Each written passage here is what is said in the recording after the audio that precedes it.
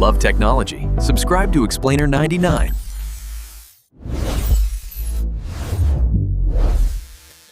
Welcome to This Explainer. Today, we're diving into the absolute roller coaster history of a brand that completely rewired how we communicate. We're going to look at how the most essential corporate and cultural device on the planet became a total relic, only to survive by completely shredding its original identity. It's a wild ride. Seriously, think about it for a second. How did the most essential device on the planet become a relic of the past? It's kind of staggering when you step back. How could a tech giant that practically defined an entire generation and pioneered the early smartphone market lose its hardware crown in what felt like the blink of an eye? To answer that, let's jump into Section 1, the mobile foundation.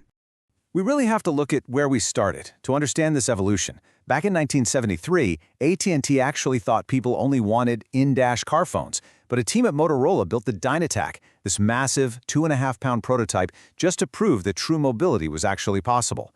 Jump ahead to 1994, and we get the IBM Simon. And then the real game changer hits in 1999. Research in Motion, or RIM as we came to know them, launched the very first device to carry that iconic name, the BlackBerry 850 two-way email pager. Now, the contrast here is just striking. Before RIM totally took over, that 1994 IBM Simon laid some incredibly important groundwork.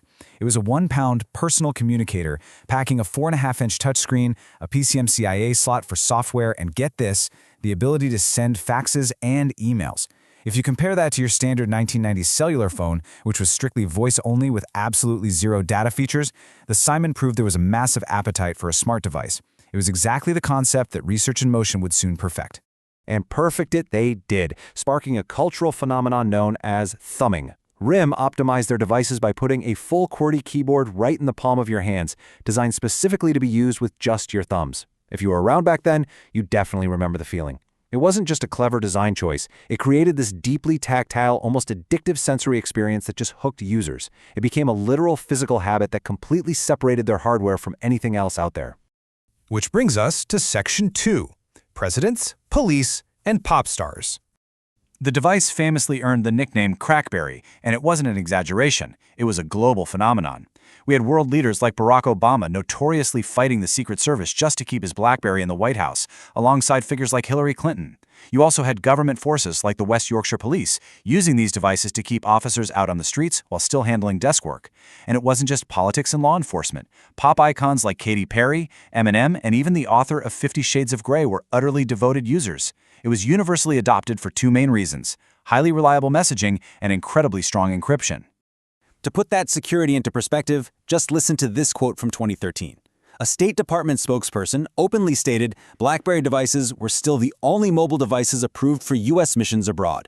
Let that sink in. It was the exclusive, completely undisputed choice for secure government communications all over the world. And all of that trust translated to massive, unprecedented scale. 85 million. That is the sheer number of global subscribers BlackBerry reached at its absolute peak in September 2011. They were completely dominating the mobile communications landscape. But as we move into Section 3, we start to see the cracks in the system.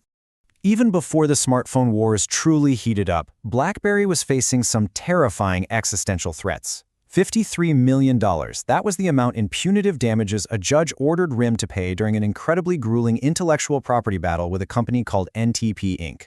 The judge actually found that RIM had infringed on patents willfully. At one point, this legal nightmare literally threatened a complete and total shutdown of BlackBerry's networks in the United States. And then came a catastrophic blow to their core reputation for reliability. Starting on October 10th during the 2011 global outages, a massive, multi-day blackout rolled across Europe, the Middle East, Africa, and eventually hit North America. RIM blamed a whole thing on data overload caused by switch failures in their Waterloo and Slough data centers. Now, for a device whose entire cultural identity was built on being always on, this disastrous service failure severely, and maybe permanently, fractured consumer confidence. The direct financial hit from that specific failure was just staggering. $54 million. When you contrast their peak subscription numbers with the estimated $54 million they lost in just a single week due to these incredibly public, highly embarrassing failures, well, it was bad. And worse, it happened right at the exact moment the market was rapidly, dramatically changing. Which leads us to Section 4, the Android and iOS takeover. The market essentially split into two totally different camps. On one side, you had the old guard. Think Nokia and BlackBerry. They were fiercely loyal to physical keyboards and stubbornly stuck to outdated operating systems like Symbian and BBOS. On the other side, the new guard. Apple and Samsung. They were leaning entirely into modern, sleek touchscreens and building these incredibly robust open app ecosystems with iOS and Android. Honestly, both Nokia and BlackBerry drastically underestimated the touchscreen revolution and just how powerful third-party developer support was going to be. Now, BlackBerry did eventually try to fight back, but it was just too late. In 2013, they rolled out the all-touch Z10 and a completely revamped operating system called BlackBerry 10. But the reality? Sales fell drastically short of expectations. It was definitely a solid attempt to adapt to the new touchscreen world, but they simply couldn't recapture the massive market share they had already bled out to Android and Apple. So they realized they had to make a much more radical shift. In late 2015, they launched the BlackBerry Priv. What makes the Priv so fascinating is that it was the company's very first Android device. It was this clever, last-ditch effort to merge the classic tactile BlackBerry keyboard, which was actually hidden on a slick slider, with a modern, widely supported operating system. But ultimately, fighting it out in the hardware space was rapidly becoming a losing game. Which brings us to our final chapter, Section 5, Pivoting to a Software Future. To survive, the company had to evolve under CEO John Chen, executing 3 incredibly distinct strategic steps. Step 1, they stopped designing their own phones completely and began licensing their brand and hardware production out to partners like TCL and BB Murrah.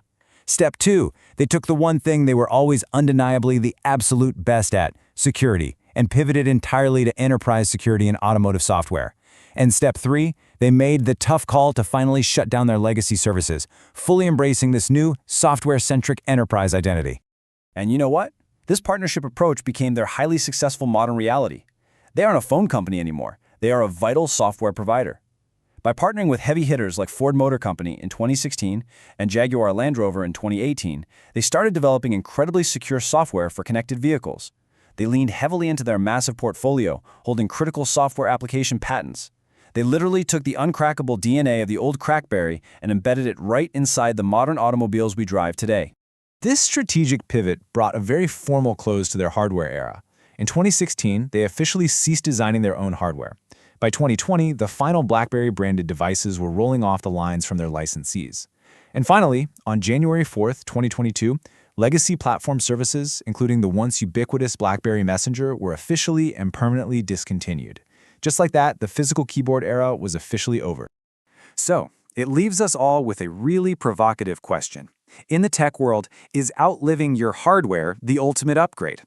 Look, BlackBerry lost the smartphone war to Android and iOS. Absolutely, there's no denying that. But by transitioning into a security software powerhouse, they actually managed to survive when so many of their peers faded away into bankruptcy. Was shedding their physical form their greatest and most necessary evolution yet? Think about that the next time you interact with the highly secure, connected devices in your life today. Thanks for joining me on this explainer, and keep learning.